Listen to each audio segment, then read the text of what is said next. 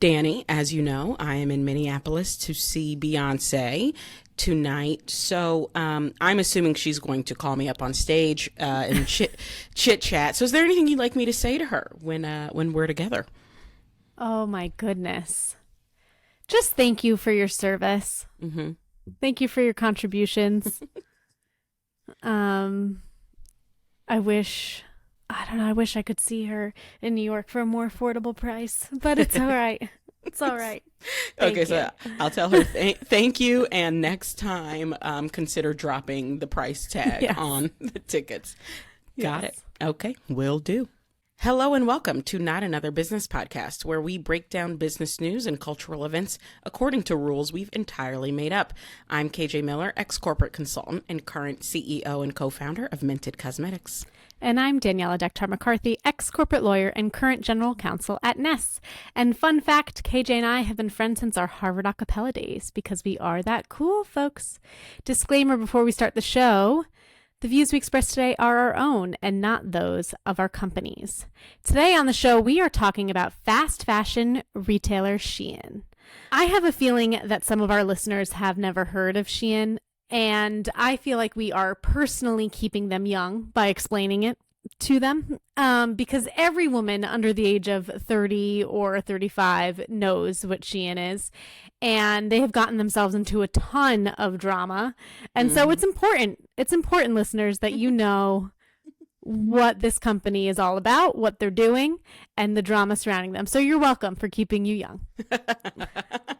Yeah, I mean, there has been a lot of drama lately, and I will say, I guess I'm a part of the drama because, as you know, because I texted you, I had my 15-year college reunion about a month ago, and I purchased all of my outfits for that reunion from Shein because it is so cheap.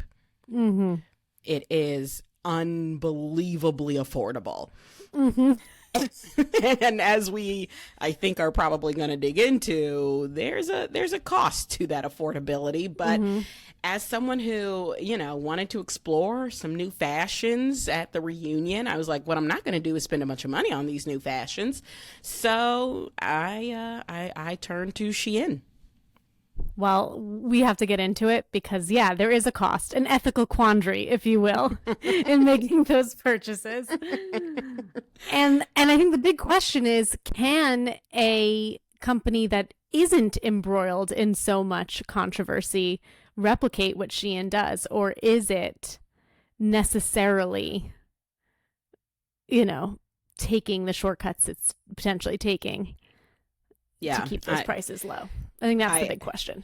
And it's a question, it's tale as old as time when it comes to fast fashion. Like, I don't think any of the fast fashion houses are immune to some of the ills that we're going to talk about here, but it does seem like Shein is really pushing the boundaries here. So I'm excited to get into it right after our shameless plug.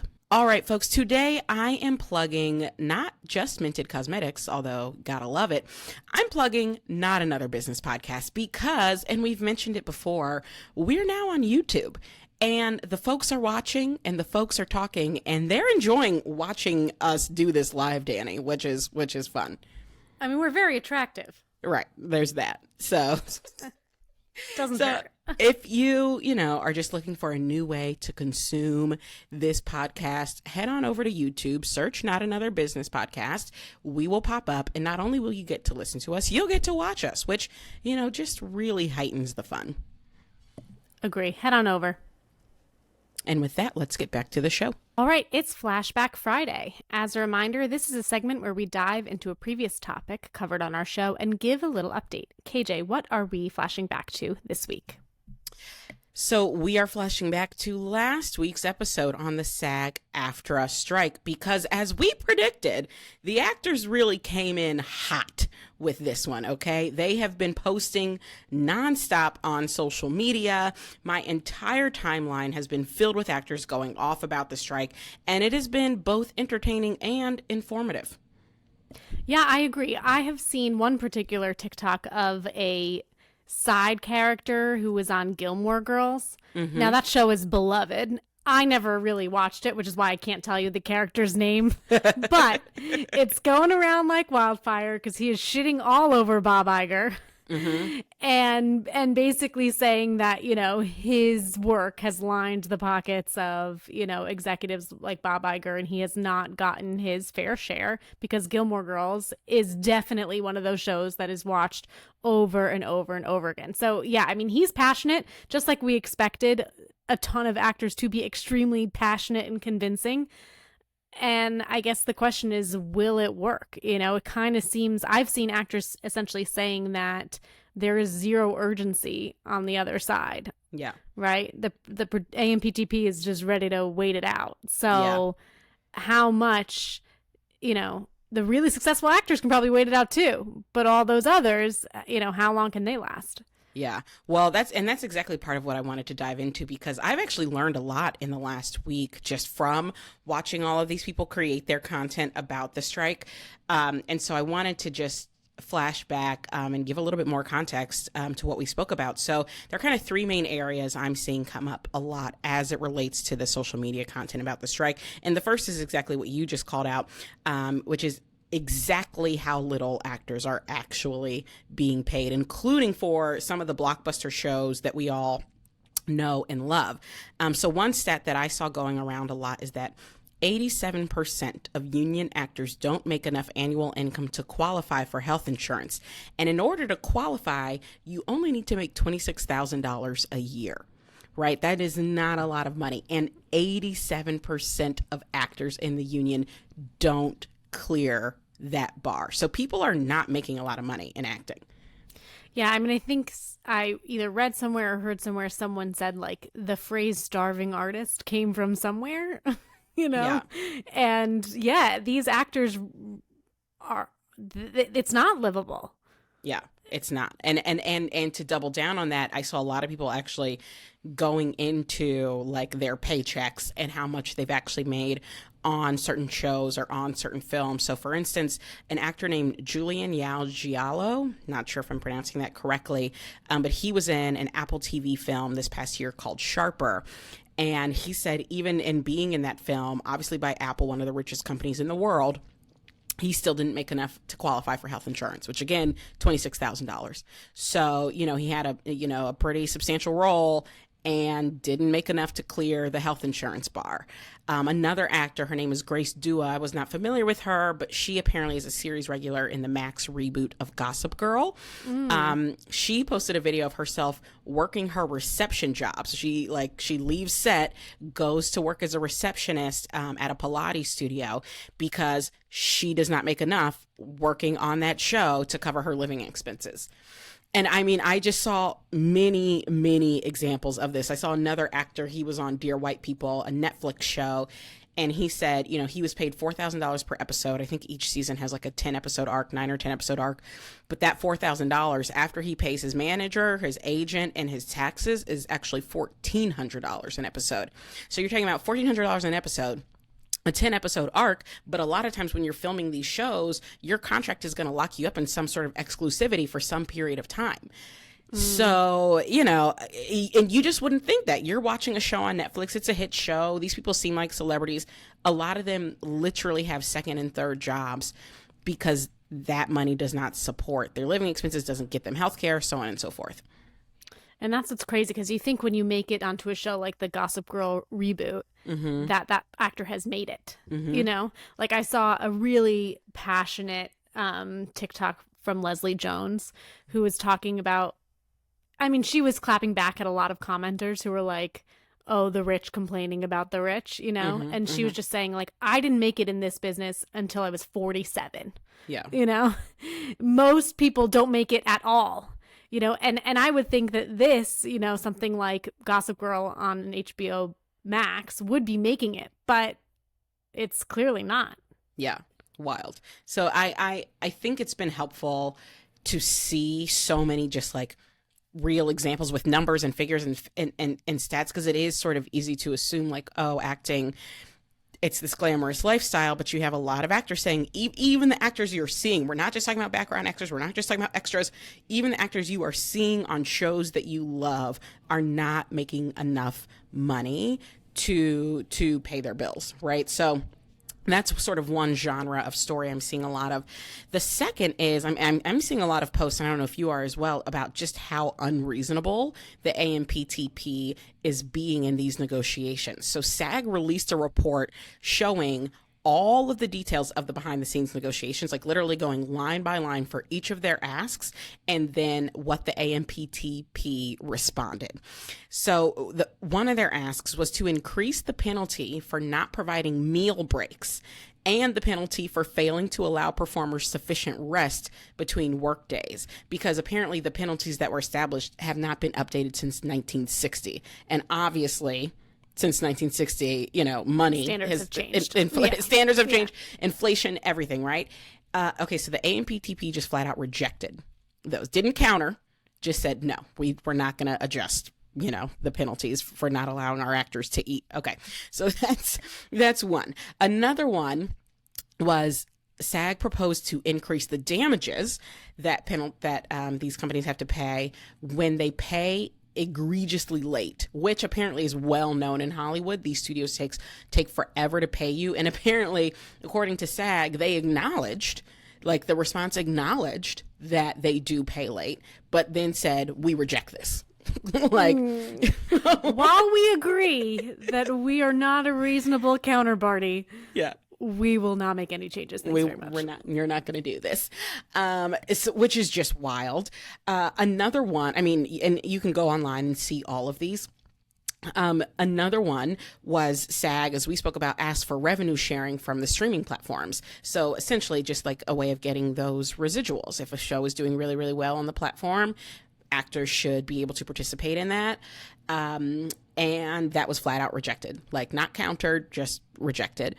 And then one that I thought was particularly interesting, I hadn't heard about this, was around hair and makeup equity. So it's pretty well known that actors of color often walk onto set and are dealing with hair and makeup people who have no idea how to do their hair or how to do makeup for people of their skin tone, and oftentimes are forced to do it themselves, right? Or risk looking crazy because that person has no idea what to do with your hair and with your makeup. And so one of SAG's requests was for consultations with hair and makeup professionals to happen pre-show, so that it was, it's clear these people know how to do the actors of color.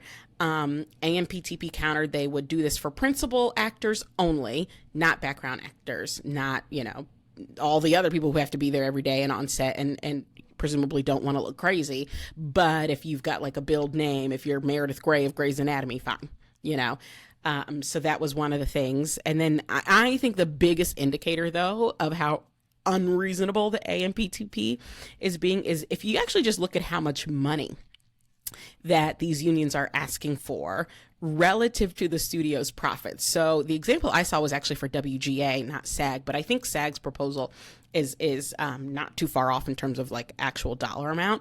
So if you look at the WGA, their proposal would cost studios an additional $430 million.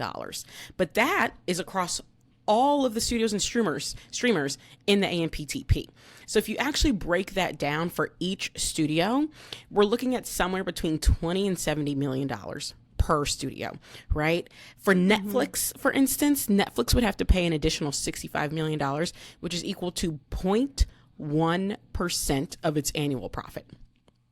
And they're out here just wholesale rejecting these proposals. Are we sure? Like, that's the math? That's what they're fighting over? That's the math. I've seen WGA like president cite this $430 million figure. Wow. So that's the math. Yeah. So, wow. I don't have words. That's nothing.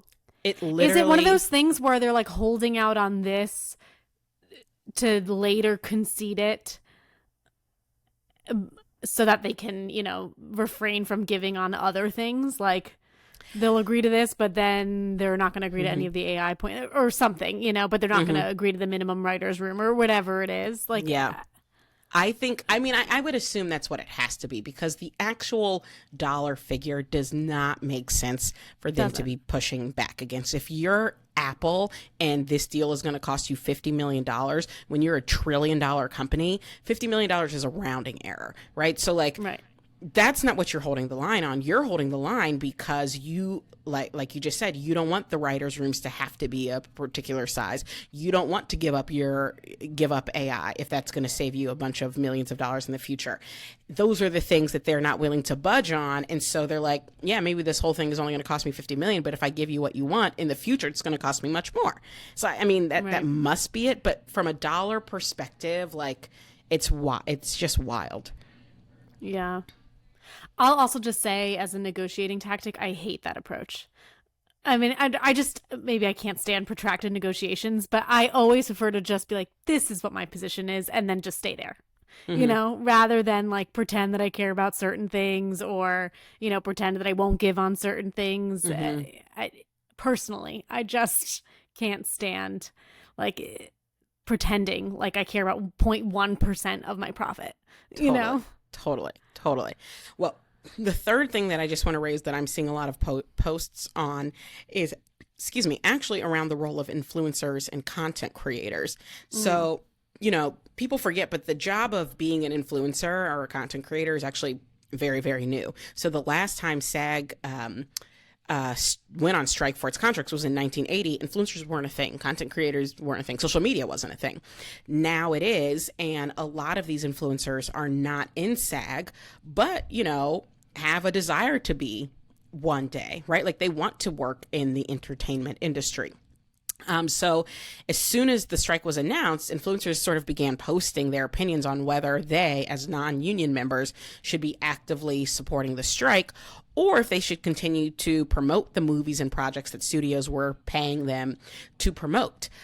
So SAG came out and made it very, very clear that anyone who works with the struck companies in any promotional or paid capacity will be barred from SAG membership in the future. So do not play games. Okay, that is what SAG said. Don't be playing in our face, and don't be working with these struck companies, or else that's a wrap for you for any future with SAG. And that matters because most industry projects are staffed with SAG members, and SAG is a huge force in the industry. So to be like permanently banned, but while your career is just getting started, is a big, big deal. So I've seen a lot of posts around that, a lot of influencers saying like, you know, I want to support the strike, and so I don't want to cross the picket line, and so I do promotion for studios typically, but I'm gonna stay away from it because like I don't want to be barred from this union. Yeah, I believe the term is called scabbing if you pick up the work. And I will tell you who doesn't care about this at all. It is the cast of Love is Blind from Chicago and the cast of Love is Blind from Seattle, because they are promoting the Barbie movie like it's nobody's business. I mean, well, now I will say SAG did make an exception if you've already signed a contract, like if you are already contractually obligated, and more than likely anything to do with Barbie, which I think comes out tomorrow, was previously contracted. So they did make an exception. Like we're not expecting you to break existing contracts, but we are expecting you to turn down new work for all of these studios. Okay. That makes me feel a little bit better, because I was feeling conflicted seeing, you know, I just felt like, oh, you guys are being used a little bit, you know? Yeah, I mean, yeah, totally. Okay, it makes me feel a little better. And I was surprised at how many Love is Blind influencers were at various Barbie parties and such. But the thing is, you might not be wrong, because some of them may have had like actual signed contracts. Some of them may have just had invites,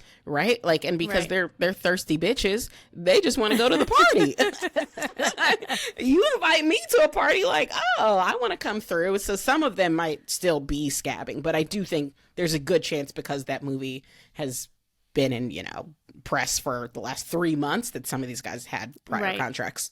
That's true. It might also just be that because we're not seeing any other promotion, I am now like just assuming that this is paid promotion, because I'm not seeing anything else. You know, like this is the only Barbie content I'm really seeing. So it might be that I'm also just assuming that they've gotten paid, but you're right. They just might want to go to a party in pink, you know? Which, to be clear, SAG has said is also scabbing. Even if you're not getting paid, if you're showing up to these promotional events, that is promotion. Like that is something that helps the studios. So if they just accepted an invite, that's scabbing. Because the only way that you should be there is because you previously signed a contract agreeing to be there. If you didn't sign a contract, it's scabbing. So I have a feeling there are going to be some people who regret some of the choices they are making in these weeks. Yeah, you're right. You're totally right. Well, let's see. We will see. All right, Dani, hit us with the facts. For those who don't know, what is Shein? So Shein is the #1 online-only fast fashion retailer. It actually got its start back in 2008 when Shein's founder and CEO, Chris Zhu, started an online wedding dress site called Sheinside that sold wedding dresses made in China. Now, there is a lot of mystery around the CEO. He certainly does not put himself out there as the face of the company. What we do know is that when starting Sheinside, he did not know much about fashion. Mm-hmm. His background was actually primarily in SEO, search engine optimization. And you can imagine he applied those skills to Sheinside, now Shein. In 2014, he shifted the business to focus on fast fashion. And it's at that point that the company rebranded from Sheinside to Shein. Mm-hmm. While it might be self-explanatory, I will nevertheless explain what we mean when we say fast fashion, because we've used that term a few times now. And, you know, it's a term that I think is being increasingly used. Mm-hmm. I would say I've heard it, I feel like, a lot in the past few years, but some people might not know. According to Investopedia, fast fashion is low-priced but stylish clothing that moves quickly from design to retail stores to meet trends, with new collections being introduced continuously. So Zara, H&M, those are really well-known brands that are kind of the face of fast fashion. Uniqlo, Gap, all of those are brands that listeners are probably familiar with that fit the category of fast fashion. Yeah. Yeah. And I'll just add to that. I think, and I'm not a fashion girly, but I think part of the distinction is just how often they are launching new collections. Because if you look at like a Gucci is going to give you 2-3 collections a year. But if you go into H&M, there are new clothes dropping every week. And if you go on Shein, there are new clothes dropping every day, damn near every hour. So part of it really is just this idea of being, you know, new collections, new clothes all the time. Yeah. And I'll also say that the description or the definition from Investopedia is a polite way of describing fast fashion. I think others would call it trendy clothes for dirt cheap. Mm-hmm. Mm-hmm. And particularly, at least the Shein way. If you listen to an NPR podcast called Planet Money that they did on fast fashion a few weeks ago, they described the clothes sold by Shein as, quote, almost disposable. Mm-hmm. Now, I've never shopped at Shein, but you have, as you mentioned. Would you agree with that description? Would you call them the clothes disposable? You know, I'm going to say yes and no. I think they feel disposable because they are literally so cheap. It feels like you could buy a top, and if that top doesn't fit or you don't like it, you're not that pressed about it because that top probably costs you $3.50, right? Yeah, give us an idea of the prices, like what you bought for your reunion weekend. Yes. Okay, so let me tell you this. I bought 5 full outfits, okay, and 3 pairs of shoes, and my total was $120. 5 outfits, 3 pairs of shoes, $120. Okay, each outfit was either a pant and top set or a short and top set. Okay, 5 of those plus 3 pairs of shoes, $120. Wow. So it is extremely, extremely cheap. Now, the reason I said yes and no on it feeling disposable is, you know, I'm actually not upset with how well the clothes have held up. I've put them all in the washing machine. I'm certainly not taking them to the dry cleaner. Okay, they've all been in the washing machine many, many times. Nothing is disintegrated. And the last time I bought something from Shein was maybe 2 or 3 years ago. I bought a dress that I still wear and I still have. So while it doesn't feel high quality by any means, I have not, it has not been my experience that like it just disintegrates upon, arrival. That has not been my experience with Shein. Though, do people say that that's the experience? Like online when people review the clothes? I think that was more of the experience from what I gather, kind of, a few years ago. From what I gather, their quality has increased a bit. But also, I think a lot of influencers, they are wearing it as fast fashion. They are wearing it as like, this is the outfit that I'm wearing summer 2023. You're not going to catch me in it fall 2023. You're not going to catch me in it summer 2024. Like, it is for these 3 months. And I think because of that, even if it is going to disintegrate, it's past its prime after 2 months, Right. so you don't care. Right. Okay, so that actually takes us to some of the numbers. The company really took off in 2020 during the pandemic. Mm-hmm. In 2022, so last year, Shein raised $1 billion at a valuation of more than $100 billion, according to a report in the Wall Street Journal. Whoa. The company raised another $2 billion earlier this year at a $66 billion valuation. So obviously a third lower valuation, but still quite large. Shein generated about $23 billion in revenue last year. Jesus. Now, by comparison, H&M's market cap is about $28 billion as of July this year. Zara's parent company has a market cap of about $119 billion. And to put that all in perspective, as we mentioned, Shein only started in 2008 as a wedding dress company, has only been in kind of everyday wear since 2014. And by comparison, the H&M group has been around since the 1940s, and Zara's parent group has been around since the 1980s. So, I mean, Shein's rise has been fast. Okay. Yeah. Now, interestingly, according to a UBS Securities report published in June of this year, despite the clothes being so cheap, Shein's average customer is a 34.7-year-old woman who earns $65,000 in annual income and reports spending $100 per month on women's clothing, which is 60% higher than the average U.S. woman. So people are spending more on Shein. Yeah. I got to tell you, that makes so much sense to me. And it's so, this is why I personally find consumers so fascinating and like the product space so fascinating. Why I've spent my whole, career in retail. Because consumers do things that you don't expect. If you just go on this website and you see that like all the shirts are $4 and the shoes are $8 and whatever, you're assuming this is like high school teeny boppers getting their like high school fashions. When in fact, it's grown women shopping this site and dropping $100 every month because they can. $100 every month at Nordstrom is going to get you a belt. Okay. But Right. on Shein, it is going to be multiple outfits, and that, I mean, it's just fascinating. I find consumers to be fascinating. I agree. It is. I mean, but you're right. It's women who are shopping and they're like, okay, these are my going out outfits for this season. Mm-hmm. Right? Totally. I'm going to mix and match some of these, or maybe I'll only wear them once this summer. I have that event coming up. Right. But, and then they're doing that every month. They're doing Every it, month. Yeah.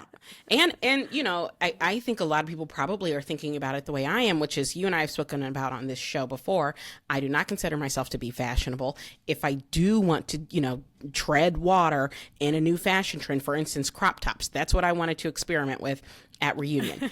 I was like, I'd never wear crop tops, but the internet girlies are telling me that women of all sizes can wear crop tops. And so I'm going to test it out. But what I'm not going to do is spend a bunch of money to test it out, because if it looks crazy, I don't want to have dropped, hundreds and hundreds of dollars. Right. So I went to Shein, and I think a lot of women are thinking about Shein that way. Like, I want to try this new trend, but I don't want to spend a bunch of money on it, because what if it doesn't look good on me?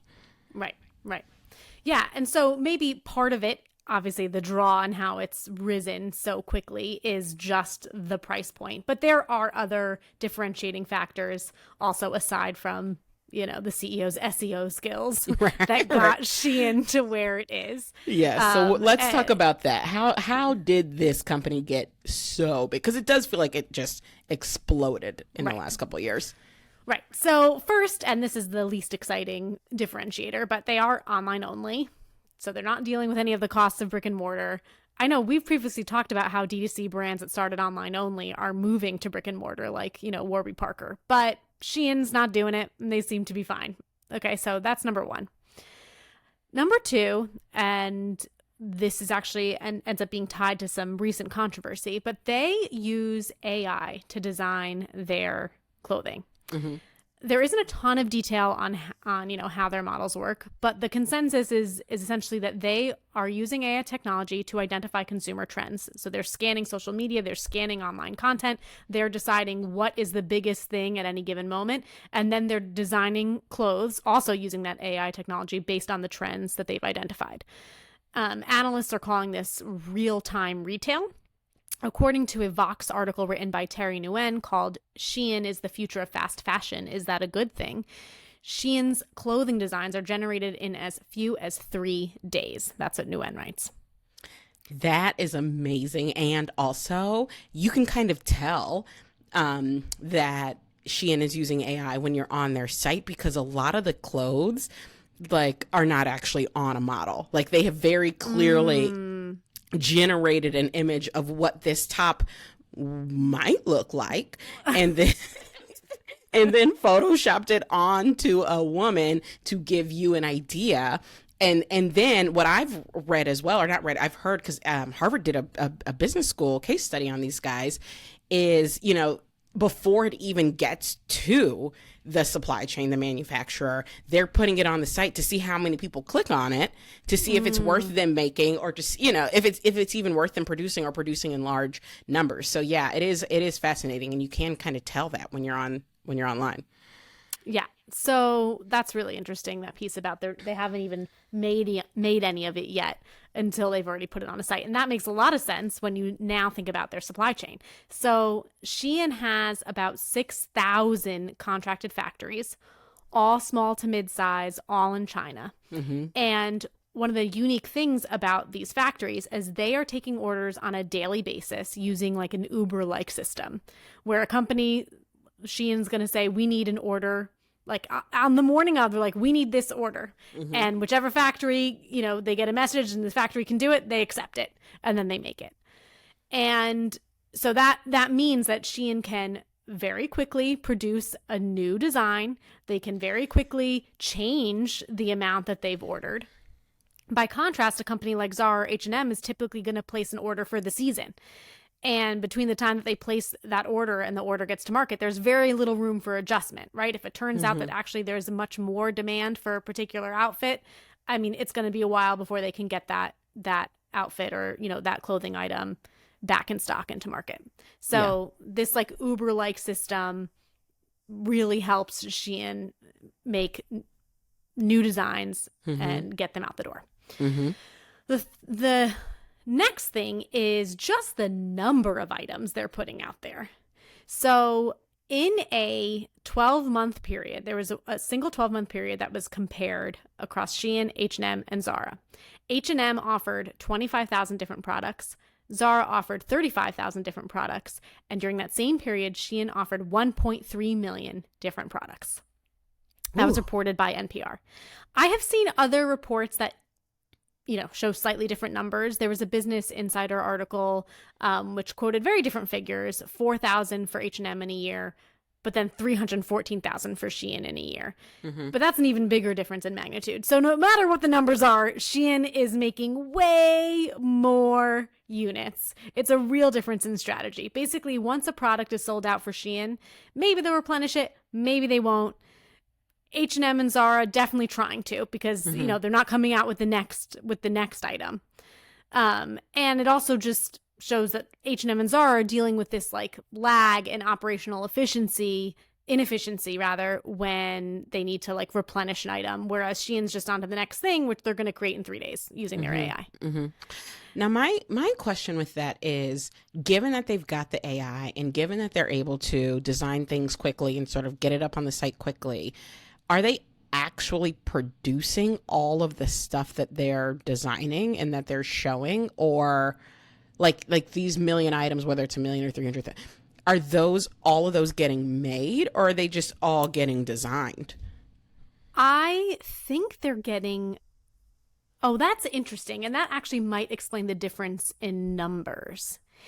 Perhaps the 1.3 million are just products that were offered on the site, but then the 314,000 number is what was made. That might be a difference. That's a good point. Yeah, because I do think, according to the HBS case, there are a lot of SKUs that Shein will put up that get made in like extremely small quantities, like Right. if they get made at all, right? And then there's some stuff where it's clear this is going to be a banger. Let's like order 50,000 of them, and then there's some stuff where it's like, we'll order 1,000 and we'll see how it goes. Okay, so that's really interesting because this leads us to the controversy. I wonder if we should get into it now or later. Now, I'm just going to get into it now. Yeah. We're just going to get into it now. Okay, so there is a lawsuit that was filed just last week in a California district court. It was brought by 3 different designers who have alleged that Shein's AI technology ripped off their designs completely. But they also alleged that aside from just the like infringement of their own designs, that Shein engages in this like system of rampant theft. And that part of this system is stealing something, creating a very small quantity of it to figure out if they're going to get sued. Like if a designer's going to figure out that their shit has been stolen. If the designer hasn't figured it out, then producing it in really large quantities. Ooh. And they just keep on doing this, right? Like they keep on figuring out how resourced the designer is, how well they're monitoring their own designs. And if, initially producing very small quantities to essentially minimize the potential liability of their theft. But But then if they realize that it's not getting policed, then they're like, all right, we can do way more. that is genius and I mean, like, but evil genius, obviously. Yeah. But wow, I did not realize that, but man, does it make sense. I mean, first of all, it would be so hard to police these guys on this, like, because they put so many new products up all the time. You cannot make it to the end of their website. I don't care how much time you have, okay? Because by the time you make it to the last entry, they have added 1,000 new outfits. So, like, how do you even keep up? Man, that is smart and terrible. Wow. That's a smart strategy. Yeah. Oh, Yeah. man. Okay. So a little preview on the controversy there. Okay. let me go back to 2 other differentiators. The second to last one is trade law, which is just super interesting, man. You never know when these episodes are going to take you somewhere, Really interesting. I'm reading all about tariffs and export laws. Did not realize I was going to get here, but it's very relevant for Shein. So if you've paid attention to global politics over the last several years, you'll know that the U.S. and China have not had the best trade relations. In response to tariffs that the U.S. levied on China in 2018, China began waiving export taxes for companies that shipped direct to consumers, which we know is what Shein does. In addition, on the U.S. import side of things, there is a de minimis there's a threshold where imports are considered of de minimis value, such that U.S. authorities will not inspect the goods that are coming in. That value of a shipment is $800 or less. And we know that Shein's goods are dirt cheap and they're going direct to consumers. So effectively, shipments of Shein products are not getting taxed on the way out from China, and they're not getting taxed on the way in to the U.S. They're also like avoiding, additional scrutiny that comes from inspection of packages, like questions as to, how those products got made. So Shein is able to avoid these taxes, whereas retailers like H&M that are delivering large volumes of clothing from their factories in Spain and wherever else to brick and mortar stores, they can't avoid those taxes. Oh my God, these guys have thought of it all. I had not thought about that, but that also explains why they blew up so much in the pandemic, because everyone else had a terrible time getting their stuff from the ports. If you were shipping anything in a container, which by the way is how most people ship stuff from China, is in a container that's got to get on a boat and then has to sit at the dock and then be inspected by customs, right? They don't have to do any of that. Oh, man, that is, these guys, they have figured it out. Yeah, and so there's actually been a push by certain representatives in Congress to basically make an exception to that exception that would change the de minimis value for goods that are coming from China. Oh, essentially. Yeah, that would basically subject because of Shein alone. They're like, we got to change this. Right. Yeah. Well, I mean, because Shein is shipping probably billions of dollars into America, but because it's all in packages worth $100, they don't have to pay taxes on any of that. Whereas every time I have a container come over, I've got to pay customs duties, everything else. So, wow. Yeah. That is fascinating. Yep. Okay. And so the last one, which is probably the least surprising, but is definitely part of its success, and I feel like it's part of definitely any direct-to-consumer business's success, is just how much they've taken off on social media. So Shein actually started working with influencers back in their Shein side days, right, as early as like 2012. And during COVID is when Shein hauls became immensely popular, and it's essentially where all their advertising has occurred. So, and brands like Zara and H&M have not done as well on platforms like TikTok. Yeah. So those are the differentiators. And it sounds like all of them make a ton of sense to you, even though they weren't at the forefront of your mind as a consumer. No, they weren't at all, but it does make so much sense. And it makes sense that HBS wrote a case on these guys. I mean, this is just some smart stuff they're out here doing, a little shady for sure, particularly on the stealing designers designs part, but gosh darn if it isn't smart. Yeah. Okay, now I feel like it's time to get into the controversies. Yes. Okay, so the first two, I guess you can call them controversies. I mean, I don't know if you can be on the other side.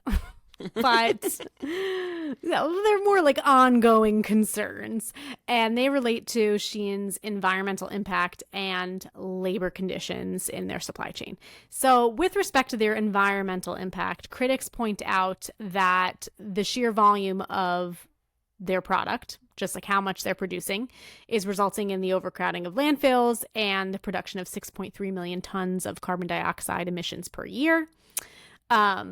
Shein has posted on their website that they have a digital supply chain that limits excess supply, reduces waste, that their printing process uses less water, that they attempt to donate excess inventory before disposing of it. But critics are saying that their efforts just don't matter given how much clothing they are producing, and that they are exceedingly opaque with respect to their supply chain, which just doesn't inspire confidence or trust at all in, their efforts to minimize their carbon footprint.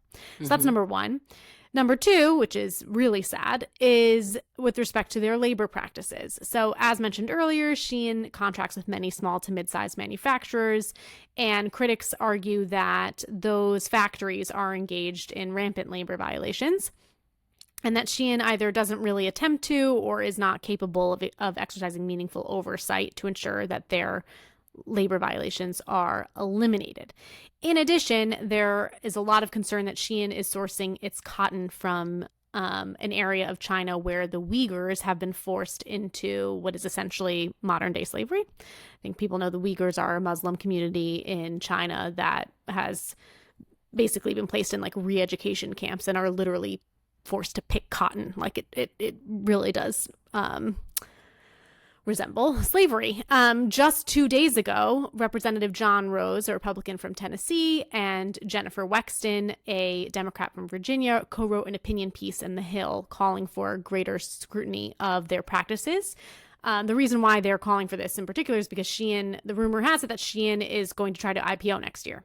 And what these representatives are saying is if they're going to get the benefit of entering the U.S. capital markets, they have got to answer to some questions, and we have the SEC and other authorities need to take a look under the hood a little bit more seriously. So they wrote, this is in an opinion piece published on The Hill. So, the Chinese fast fashion company Shein has taken U.S. retail markets by storm, particularly gaining popularity through their intense advertising on TikTok and employment of social media influencers, and in the process raising ethical questions about how their products are sourced. We have serious concerns that Shein is not conducting the due diligence necessary to participate in our U.S. capital markets. What's most unfortunate is how many unsuspecting Shein customers, especially those who discover the brand through social media, are not aware of the slew of forced labor and workplace abuse allegations against the company. Shein adamantly denies the use of any cotton produced in Xinjiang. However, the math simply does not add up. The U.S. Department of Agriculture estimates that 90% of China's cotton is now produced in that region, and only 20% of the cotton used by Chinese textile manufacturers is imported from other countries. Shein works with roughly 6,000 clothing factories throughout China and reportedly produces up to 10,000 new products a day. Based on how extensively the company's business practices are intertwined with the Chinese clothing production industry, it is clear that greater scrutiny and transparency are necessary to ensure Shein is not complicit with the CCP's pervasive forced labor scheme. Wow. Yep. Well, that was thorough. And I would, what I always think about when I hear this claim about Shein is, of course, it's terrible and it sounds like true, but also I think a lot of fast fashion companies are guilty of the same thing. Shein obviously just has like much greater scale, but you see this in consumer goods, across many categories and industries. A lot of these big companies work with a bunch of different factories, and part of the reason you do that and contract them out as opposed to build your factories in-house is so that you can have plausible deniability to how these factories are treating their workers. That is not just true for Shein. That's true for Gap. That's true for Zara. Very few of these guys are out here truly doing diligence on every single one of their factories, which is what you would need to do in order to have any confidence that laborers are not being mistreated. But they are not doing that. So that's what comes to mind to me, which is not in any way to excuse Shein. I just think Shein has become like a pretty effective and easy punching bag for some of this because they're so big.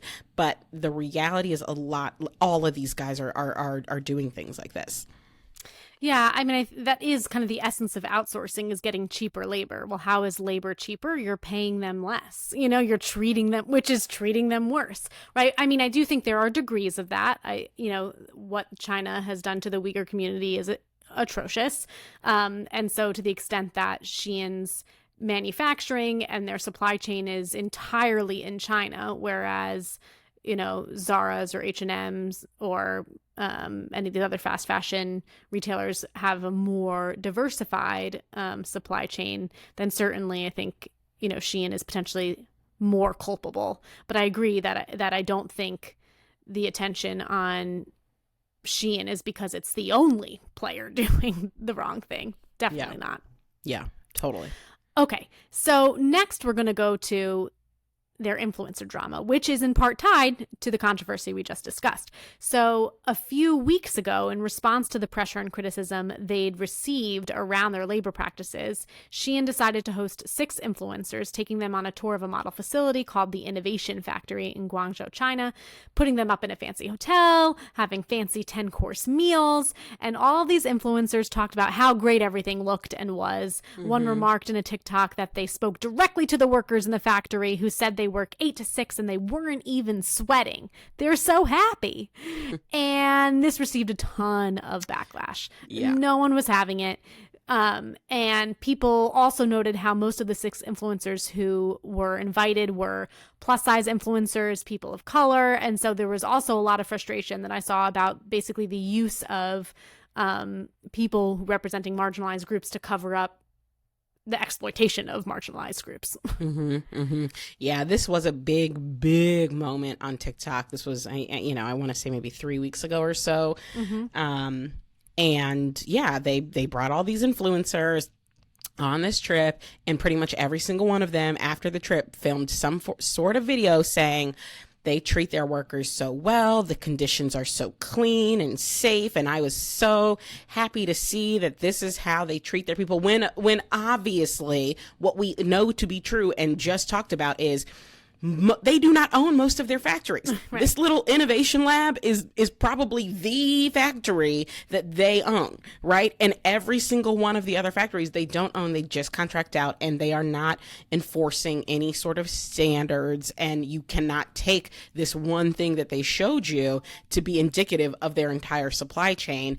And the reality is, like, they know that influencers don't know that. And so that's why they brought influencers and not journalists, right? Like, right. Or not the U.S. government, like that. It's very clear why they brought y'all, right? Like, because you are not you're not doing the math, right? And people felt very uncomfortable about that, right? Like, you're also taking it. I mean, you're paying these people, but you're kind of taking advantage of how they might not put two and two together. Right. And it was like embarrassing for them after. It was all around bad.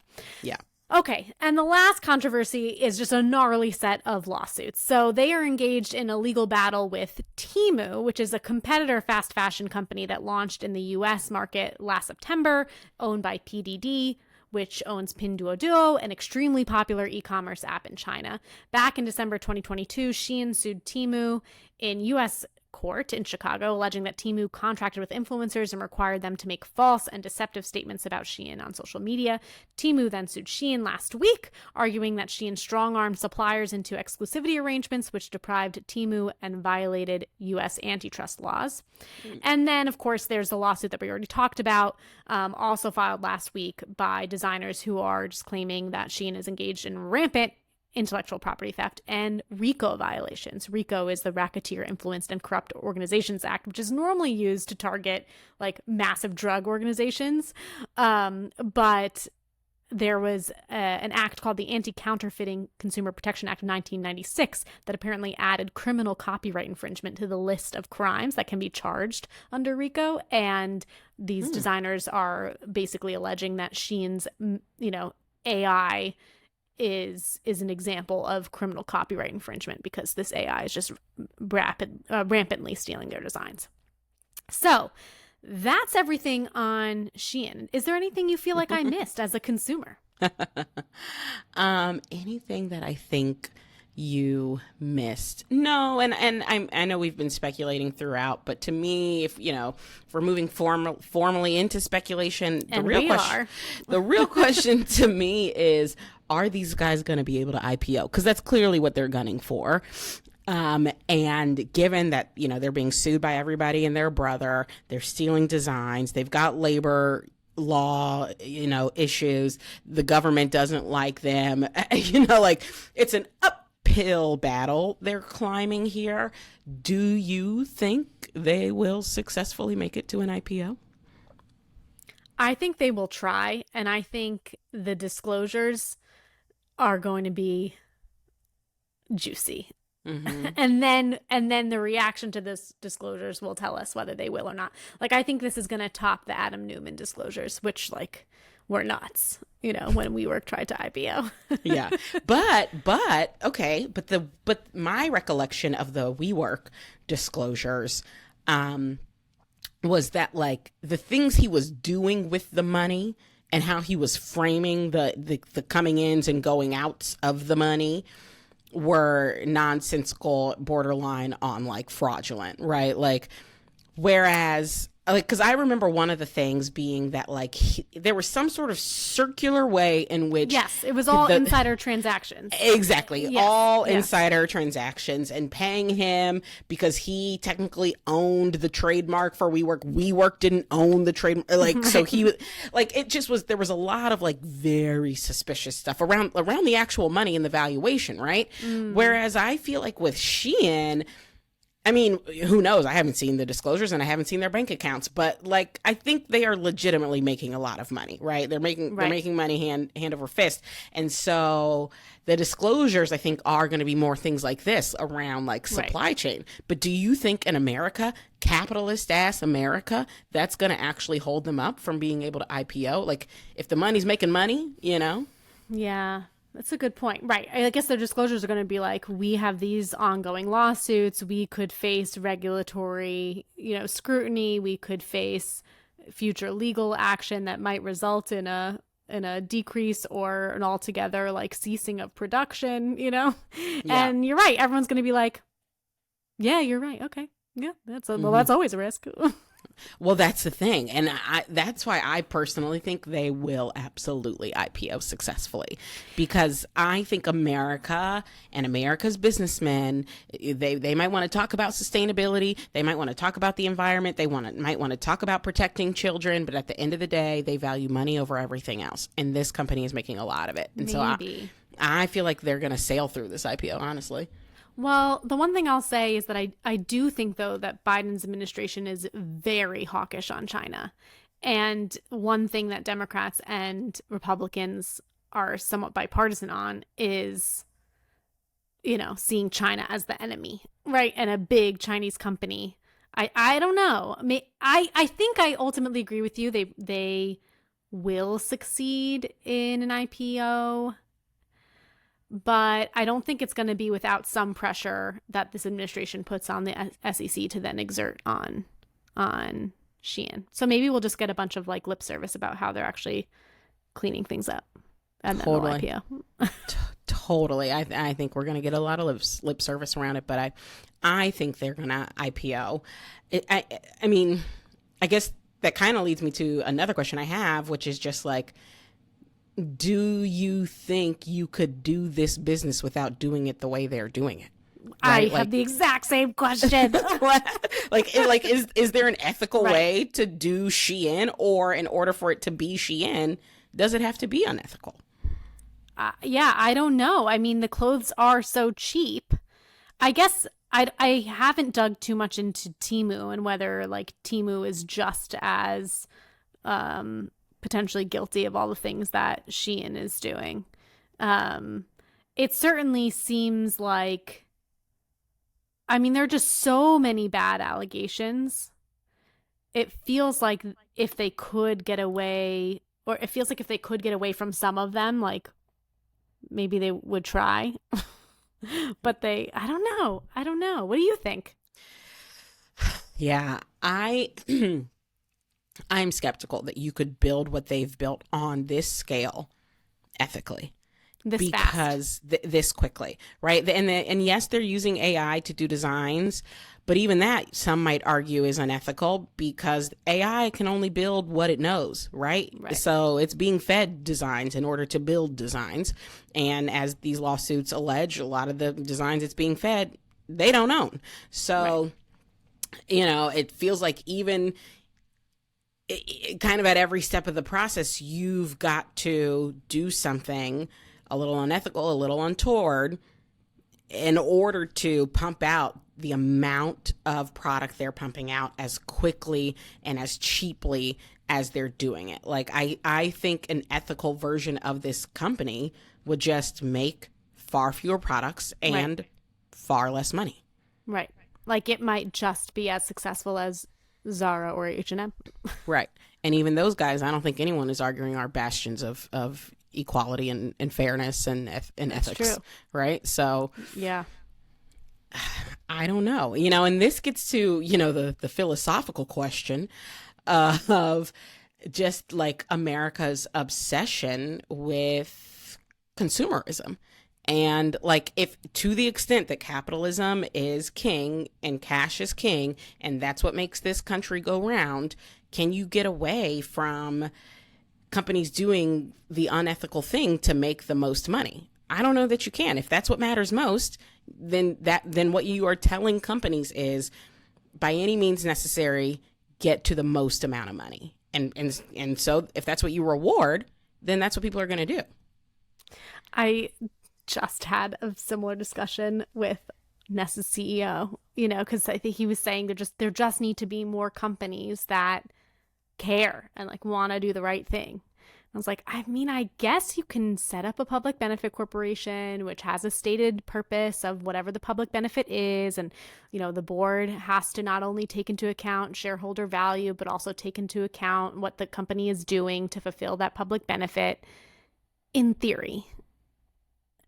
But Right. it is so hard to Yeah. not just care about the shareholder piece, right? Like, I think Patagonia is probably one of the few exceptions, one of the few examples of a company that does kind of, walk the walk in addition to talking the talk in terms of what it does for, because that is a public benefit corporation, and their public benefit is, fighting climate change. I don't know. Yeah, I do think there is this inherent tension, and it is hard to do the ethical thing when that's not what your performance is necessarily based on. Yeah. I mean, kind of an ongoing debate, I would say, but just in American politics and sort of society more broadly. But I think given that our country rewards money making over all else, this is what you're going to continue to see. But I do think they'll be successful in doing this IPO as a result. Yeah. Yeah. I mean, I guess this is the exact point of where government institutions need to step in and require some kind of minimum regulation, fix this de minimis, import loophole, right. And require more inspection and require some kind of proactive compliance regime. That is the only way you can have kind of both, right. Profit for shareholders, but also kind of some kind of responsible business practices. But it takes an active government to do that. Yeah. An effective one. Okay, it's time for Judge and Jury, and if you're new here, this is the segment where we dive into recent news and ask whether there was a display of good or bad judgment. KJ, what are we talking about this week? Well, I'll start by saying I've got to go see Beyonce, so this is going to be a rapid fire Judge and Jury. But we're back in the world of entertainment, this time focusing on Ben Platt, who listeners may know for his starring role in Dear Evan Hansen. He originated the role on Broadway. He's also been in Pitch Perfect and a number of other shows and movies. Well, he's also a part of the ongoing Nepo baby conversation that's been floating around Hollywood for a long time, most recently in a New York Post cover story. And Ben Platt was on the cover because his dad, Mark Platt, is a pretty prolific movie producer. He's one of the producers who brought us Legally Blonde. Now, the reason I'm bringing it up for Judge and Jury is because he did a recent Rolling Stone interview. It was supposed to be a 45-minute interview. About, halfway through, he was asked about how he felt about this Nepo baby cover story and people saying, you are a product of nepotism. And not only did he decline to answer, but his team then cut the interview short, so basically lopping off the final 20 minutes of what was supposed to be a 45-minute interview. And I'm just curious, do you think that was a display of good or bad judgment?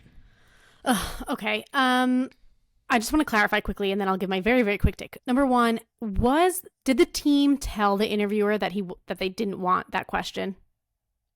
I feel like guessing. I read something like that. Yeah. Okay. I'm guessing, well, yes. I'm just going to say it's bad judgment all around. If you were specifically told not to touch the question, you shouldn't touch the question, interviewer. But Ben Platt, boo-hoo. Answer the question. Answer the question and just say, yeah, it was really nice to have it in, but I'm obviously very talented, or whatever it is, give a good answer. Come on, just get over it. Just answer it. I don't know. I think that was bad judgment. Yeah. Totally aligned. Bad judgment. Look, I get it. You want people to know that you're super talented and you didn't just get where you are because of your dad. But we've all heard you sing. We know you're talented. We all have heard you sing, sir. So yeah, I agree. You should have thicker skin and you should be able to me, that's an easy fucking answer. Yeah, you know what? I did have some help.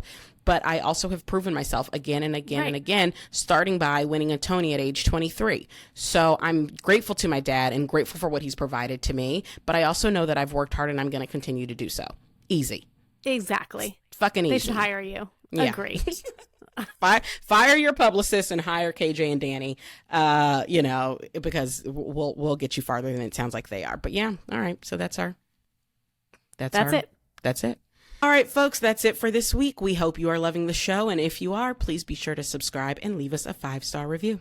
And be sure to follow us on social. I'm Dani_D_MC on TikTok. And KJ is I am _KJ Miller. Thanks, everyone.